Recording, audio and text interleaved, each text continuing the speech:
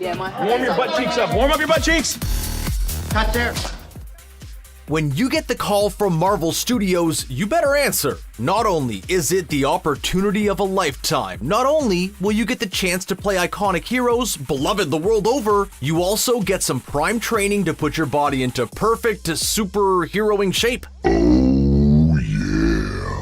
We've gathered together some of the most astounding actor transformations from the Marvel Cinematic Universe for your viewing pleasure. Not only did they reshape their physiques, in many cases, they reshaped their lives and careers too.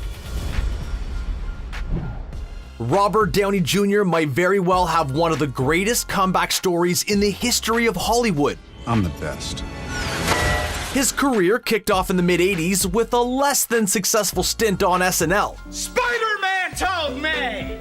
Thankfully, things picked up for Downey Jr. when he appeared in a series of teen movie hits such as Weird Science and The Pickup Artist. Following these more comedic roles, he ended up taking the plunge into more dramatic fare. His role in the film Chaplin even earned him an Academy Award nomination. But during the mid-90s, things started to fall apart. His struggles with drug addiction came to the forefront, and his career suffered major setbacks. He was in and out of prison, and despite a successful stint on the hit TV show Ally McBeal, Downey Jr. couldn't seem to get his act together. Thankfully, at the turn of the century, he started to get his act together again, working double time to ensure a full recovery from his chaotic and harmful lifestyle. At first, it was a struggle. Very few people would hire Downey Jr. because of the insurance liabilities. But when Jon Favreau pushed Marvel Studios to cast him in the role of Tony Stark, the studio took a chance and the world has never been the same. Playing a beloved superhero also gave Downey Jr. the opportunity to bulk up, further emphasizing his new, healthier lifestyle. He went from a scrawny member of John Hughes' Brat Pack to the kind of guy who loves to show off his glorious muscular form while hammering metal. Our hero.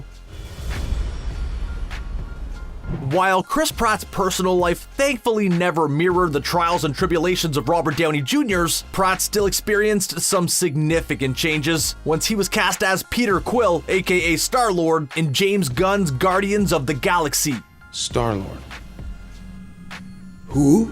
But many fans will recall Pratt's time as Andy Dwyer on the hilarious series Parks and Recreation. Andy was goofy, a bit clueless, and maintained a lovable teddy bear shape and demeanor. It wasn't Pratt's natural size and weight, but he maintained it for the duration of the series. In order to transform himself into Star-Lord, Pratt trained tirelessly for 3 or 4 hours a day to shape and tone his body from the doughy Andy to the muscular Star-Lord. Pratt's time on Parks and Rec resulted in audiences associating him with the goofball-type character. Few expected that he was capable of delivering a more serious performance. But even though the character of Peter Quill skews comedic, Guardians of the Galaxy gave Pratt plenty of more dramatic beats to play to. Now, he's one of Hollywood's top leading men, and it's all thanks to those incredible dance moves. Evan's career didn't start out that dissimilarly from Downey Jr.'s and Pratt's. He made his big breakthrough in the teen comedy Not Another Teen Movie before making his first foray into the world of Marvel. Really though, Fantastic Four and Fantastic Four Rise of the Silver Surfer might not have been great, but Evans made for a pretty solid Human Torch. When his first superhero stint fell through, he tried his hand at more dramatic fare, starring in films like Danny Boyle's science fiction flick Sunshine. Evans gave a fantastic comedic turn in Edgar Wright's Scott Pilgrim vs. the World too, but his second attempt at joining the Marvel ranks ended up being far more successful. Evans' turn as Steve Rogers has become one of the Marvel Cinematic Universe's most beloved, and it's not difficult to understand why. Evans imbues the role with genuine humanity and sincerity. It doesn't hurt that he fills out that suit nicely. Not that he was ever in dire need of losing 60 pounds like his fellow Chris Pratt, but when Steve emerges from that pod, totally transformed, it's tough not to mutter an audible Keanu Reeves-inspired And we'd be remiss if we neglected to mention the final Chris in the MCU equation. Chris Hemsworth, the god of thunder himself. Unlike the other Chris's on our list, Hemsworth was relatively unknown when he first appeared in 2011's Thor. His biggest role up to that point had been in J.J. Abrams' first Star Trek film, where he played Captain Kirk's father, George Kirk. Hemsworth had already been in decent shape, but he still needed to prepare himself to take on the role. He trained with former Navy SEAL Duffy Gaver, the same trainer Chris Pratt would end up using to get in shape for Guardians of the Galaxy. They spent the majority of their training focusing on Hemsworth's arms and shoulders, probably to ensure that he was worthy of wielding Mjolnir. You're all not worthy. Hemsworth ended up gaining 20 pounds for the part and has maintained the look through the majority of his career. Pretty cut. Well, with the exception of Fat Thor, that is.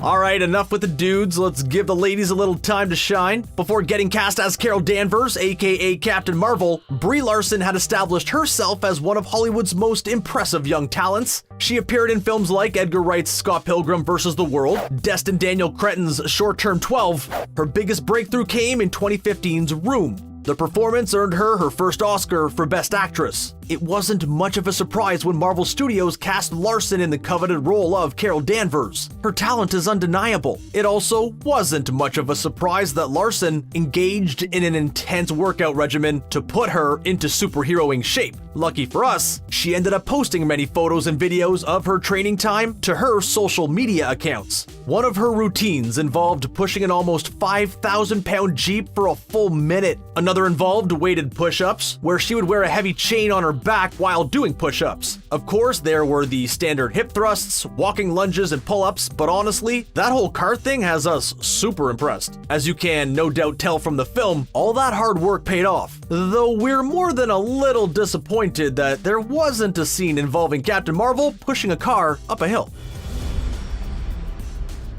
One of the most insane transformations we've seen come out of the Marvel Cinematic Universe is that of comedian/writer/actor Kumail Nanjiani's. When he posted a photo of his new physique on his Instagram in late December, some thought it was photoshopped. Turns out, it was the real deal, and Nanjiani was preparing for his role in Marvel's Eternals film. He said, quote, "I never thought I'd be one of those people who would post a thirsty shirtless," Nanjiani stated in the photo's caption, "but I've worked way too hard for too long, so here we are." It's a stark contrast from the Kumail Nanjiani people have come to know and love from his work in films like The Big Sick and TV shows like Silicon Valley. So how exactly did he pull off his new look? Turns out it was a year's worth of devoted training with some of the best trainers and nutritionists Marvel Studios could buy. So just think, dear viewer, you too could look just like Mr. Nanjiani. It's as easy as getting Marvel to hire you for one of their upcoming MCU films. You'll be the healthiest version of yourself that you've always wanted to be. And since we've broached the subject of skinny comedians turned muscular superheroes, let's talk a bit about Paul Rudd's transformation. Rudd's career kicked off in the mid-90s with roles in Clueless and Halloween: The Curse of Michael Myers. In the early 2000s, he joined up with the Judd Apatow comedy crew, which included the likes of Will Ferrell, Seth Rogen, Steve Carell, and Jonah Hill. His gloriously mustached turn as Brian Fantana confirmed Rudd's status as one of the funniest human beings on the planet. His likable, everyman quality made him the perfect candidate for Scott Lang in Marvel's Ant-Man. I think our first move should be calling the Avengers. But would that everyman quality translate to a muscular superhero form? Audiences were pleasantly surprised by 2015's Ant-Man to discover the 45-year-old actor had put in time at the gym. In an interview with Men's Journal, Rudd explained, "I was one of those people who always wanted the results but never wanted to put in the work." For Ant-Man and the Wasp, Rudd went even further. He kicked off every day with an hour of cardio, then breakfast and weights. He would do a second round of cardio 3 times a week for half an hour. So quit coming up with excuses and get to work. Get off your computer, go outside, exercise. But be sure to finish this video first. We're almost done. Last but not least in the slightest, the king of Wakanda himself, Mr. Chadwick Boseman. Before he got the call to join the Marvel Cinematic Universe, Boseman had established himself as a major talent with performances as Jackie Robinson in 42 and James Brown in Get On Up. These roles required acting chops and a level of physical fitness, so when the time came to play T'Challa in the character's first MCU appearance, Captain America: Civil War, Boseman was already off to a good start. It also didn't hurt that he already had a background in martial arts. To ensure he met the Black Panther's physical standards, Boseman worked an additional 4 hours a day with his personal trainer Addison Henderson. They took particular inspiration from Christopher Priest's Black Panther run. Henderson put great care into ensuring that Boseman matched the character's comic book physique, and that he didn't get too bulky. It was important for T'Challa to appear agile and quick on his feet. We rarely stopped moving during our sessions, Henderson explained to Men's Journal. We trained like we were going into the fight of our lives. How about those transformations, huh? Which ones impressed you the most? Were there any in particular that really blew you away? Let us know in the comments below and make sure you subscribe to our channel. That way, you can stay up to date.